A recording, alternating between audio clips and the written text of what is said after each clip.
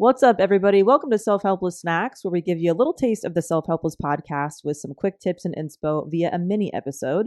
I'm Delanie Fischer, and today I'm chatting with Maia Toll. Maia is a best-selling and award-winning author. Her work includes Letting Magic In, The Night School, the Wild Wisdom series, and she's the co-owner of the Herbiary, which is a retail store with locations in Philadelphia and Asheville. And Maia shares how she made the decision to leave her teaching career to go and study herbalism in Ireland and the things that led to making this change. So if you're experiencing what Maia refers to as an autumn type of season in your life where things are kind of falling away and you're caught in between resisting these changes or going with the flow, she's offering up one of her very cool experiences and some practical tips that might really help you during this time. Just a heads up, my full conversation with Maia is currently available via my email list for free, and you can access that at delaniefischer.com. All right, here's Maia Toll. The fact that you left your teaching career and moved to Ireland, I have to know what happened. How did you know that you needed a change from teaching to Ireland? So I didn't know that I needed a change. I was super happy with my life. I think that a lot of people think that your life has to be a hot mess to decide that you need to change things. But I was living in a fabulous Victorian house that I shared with two of my best friends.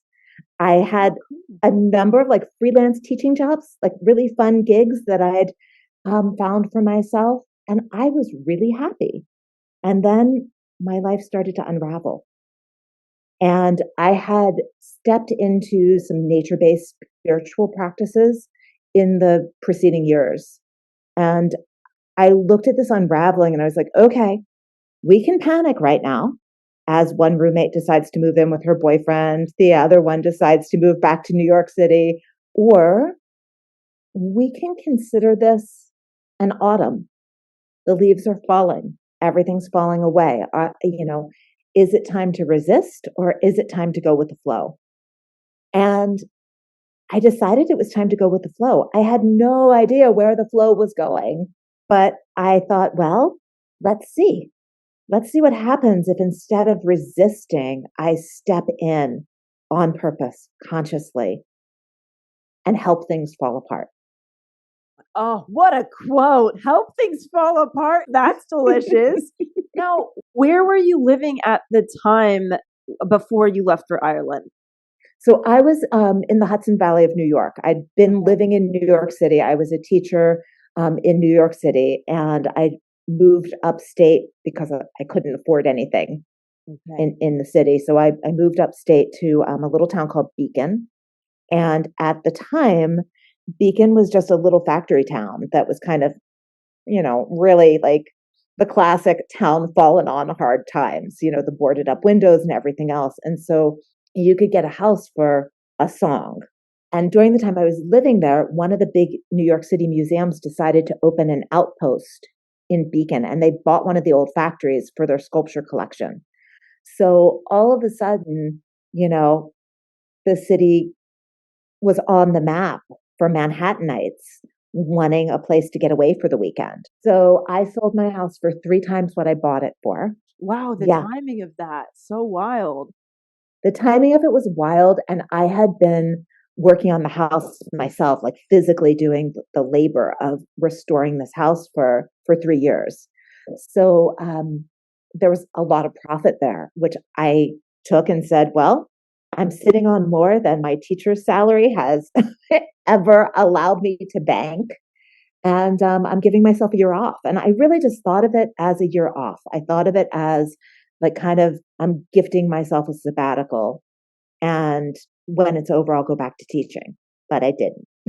Oh my, how did this idea or opportunity to go to Ireland, how did that happen? Nature abhors a vacuum. And I was creating this huge vacuum in my life. I was just letting everything go away. And I was like, some really nasty shit could come in if I don't start to control the story here a little bit. But like I said, I had no idea what I wanted to do. This was not planned. So I started making lists. One day I listed out everything I'd ever wanted to learn about. Another day I listed out every place I'd ever wanted to visit. And I had these lists like taped up all over the house. And one night during this list building process, I had a dream. And in the dream, a woman with like hair down to her knees flew me over the ocean. And we came to this island that was like totally wooded, but I knew it was Ireland. And she said, "This is where you need to go for your initiation." Oh my goodness. Delanie, there's a hummingbird at my window. Holy moly. Come on. This is too juicy. This is wow. So cool. That's the first one of the season. They come around for just a few weeks where I live. So anyway, and I'm just putting this together right this minute. The end of this message that she gave me, which I actually share in Letting Magic In, it was go and study the birds. And a hummingbird just appeared at the window. No freaking way. Oh. So I woke up, and first of all, I was like very fixated on go and study the birds. What the heck does that mean? Like all my friends were like, the birds, you're supposed to work at a hawk sanctuary, like we're all trying to figure this out. Yeah. And I didn't know what it meant, but I was like, okay, I've got Ireland and I have my list. So I sat down, and this was before Google, y'all. So my search engine of choice was Alta Vista. I pop into Alta Vista, Ireland Plus pottery, Ireland Plus weaving, Ireland Plus. And the internet was still young enough that you weren't getting like, hundreds of pages of returns. And I literally only got one hit that seemed viable as a thing that I could go do. And it was from my search of Ireland Plus herbalism. And I opened the web page, and there is this woman sitting in front of a hearth, long red hair, cloak. She's wearing a cloak. Oh my gosh. And I was like, yeah, no, we're not doing that. That's not who I saw in the dream. So for a couple weeks, I just kept rerunning my searches, and this red-haired woman in her cloak keeps popping up. And I was like, okay, I'm going to Ireland to study with a red-haired woman in a cloak.